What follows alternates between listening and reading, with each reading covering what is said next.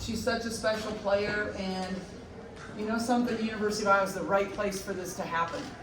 It absolutely is. You know, this is a place that has supported basketball, women's basketball, for such a long time, and anything can happen here. I mean, we show it over and over again. So Iowa's a special place. Our marketing department, I thought, did an unbelievable job celebrating this accomplishment. I thought it was wonderful that she hits a logo 3 to put her over. I intended to call a timeout, but it happened so fast I couldn't get it out. I also, the crowd was amazing. I mean, the crowd, the energy, the appreciation by our crowd, and there's nothing like Iowa Hawkeye fans, and we know that, and we're thankful for that. And I just also want to say about Michigan. Michigan came in here in a tough scenario, right? I mean, they're playing in a tough situation. I thought they played a great game. I also want to tell you they gave Caitlin a gift after the game, and every one of those players wrote her a note. I am so glad that we have people in the Big Ten that understand the importance of this and the importance for women's basketball, the importance for the Big Ten. I just think Michigan, that was just a really classy way for them to handle this, and I appreciate Kim in what she did. Lisa, could you have drawn it up any better? A transition logo 3, is that what you had in mind as kind of that storybook shot? It was perfect. It was absolutely perfect for her to go over and reach this record with a logo 3. Hey Lisa, yes, a lot's been made of the fact that Kelsey had 57 in the game, that she set the record 5-6 years ago. I mean, she had 23 after the first quarter tonight.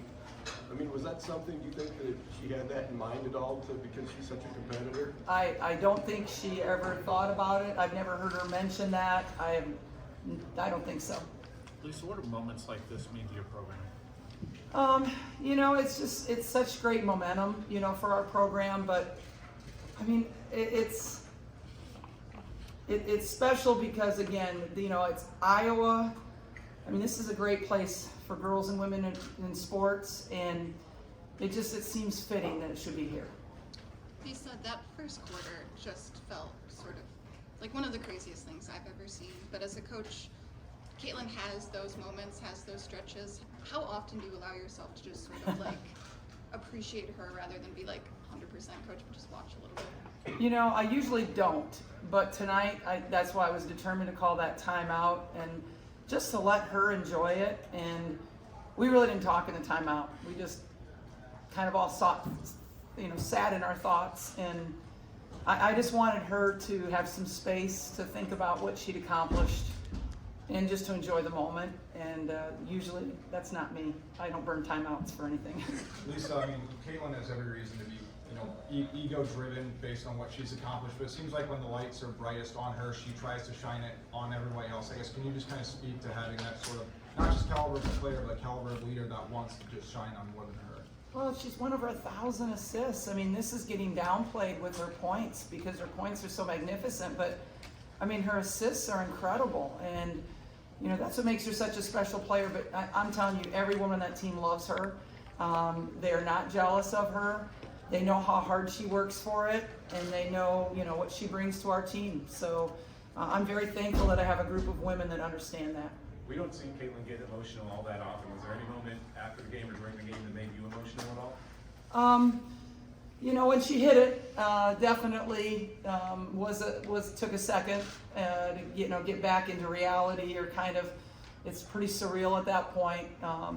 And then after the game, just to see, you know, how happy she is with her family, and you know, family means a lot to Caitlin. She's definitely family, relationship first, which is wonderful. Did you hear everybody hollering "one more year"? What did you think I of that? paid them. I thought it was a pretty good chance. So.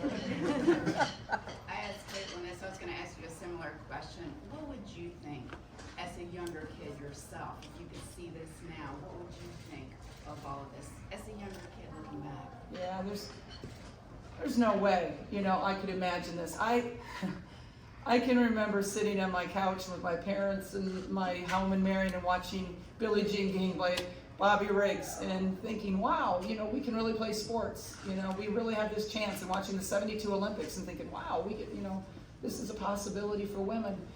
I'm going to have to say I was pretty excited last night. Billie Jean King called and expressed her excitement for our program and for this record, and that was pretty special to me because she's always been an idol to me, somebody that a shero to me, as she would say. I couldn't imagine this. There's no way. There's just no way you can even fathom this as a little kid growing up when I did in pre-Title IX. Is unimaginable.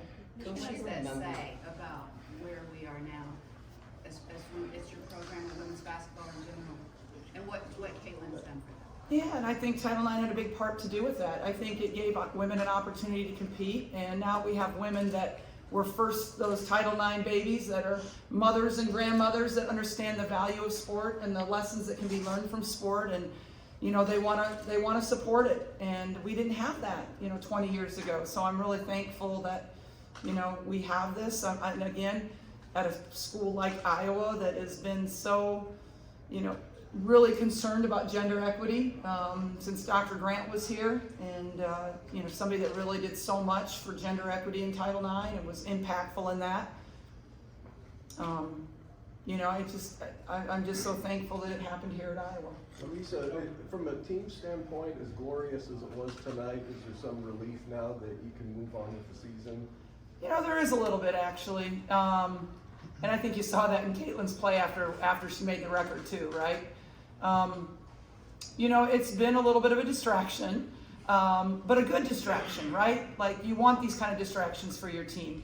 But at the same time, it's time now for us to really focus on making our team better and getting ready for Indiana next week and the Big Ten tournament and the NCAA tournament. Coach, there's still an opportunity that she could, the AIW records and even Pete Maravich's NCAA men's record are attainable. Do you think she's going to just approach that the same way she is this? If it comes, but that's not really something she's going to focus on. I think so. I'm very aware that Lynette Woodard has the record for women's basketball of all time, pre-NCAA, and that was before a three-point, shot. So I'm very aware of that, and I'd love to see her get it. Coach, knowing that the NCAA recognizes Tara Vanderveer's coaching victories, shouldn't the NCAA recognize Lynette Woodard's scoring? Well, I haven't thought about it, but that's probably a really valid point. We played basketball before the NCAA, and so I don't know why we have this, NCAA records, but, I think that makes really good sense. Lisa, it's been a heck of a calendar year for you in a lot of ways. Going to the Final Four, going to the championship game, playing at Kinnick and having 56,000, and then tonight. What's this been like for you? I know you, at times you do stop and kind of pinch yourself, wow, this is real, but is this just another one of that line, or is it better or the same? It's been a journey, and I'm just so thankful. I honestly, I'm filled with gratitude that I get to be here, that I get to be a part of basketball now, versus 20, 25 years ago, that I get to coach these great women. It's been a great ride. It's been amazing, and I'm so thankful. What would Dr. Grant say? Oh, that's the only thing, like after, the Final Four last year, that's my biggest regret is that Dr. Grant wasn't there to see it. I'm really sad that she's not here to witness this, because she would have loved it. She would have been so excited at the Final Four. She would have been walking around like a peacock. She just would have been so happy. So I'm very thankful that, she hired me 24 years ago, but I keep a picture of her and I on my desk that she gave to me, and I think about her often. Do you remember the very first time you heard the name Caitlin Clark, this kid over in Weston? I think she was in 7th grade, but she might have been in 6th grade. It was around that time, 6th or 7th grade. I don't think I saw her till she was in 7th grade. Michigan had the best scoring defense coming into this game and one of the best three-point defenses. How was your offense able to be so successful against that defense? We love to run. We had 25 paint or fast break points tonight. That's pretty good. I think we were a force tonight. Nobody was going to stop us, especially coming off the loss. It was really disheartening, and you know, having a full team tonight was good for us. So, yeah, you know, it really is hard to stop Caitlin Clark. It is really, you know, people try to bring different things at her, and it's really hard. Caitlin mentioned that Michigan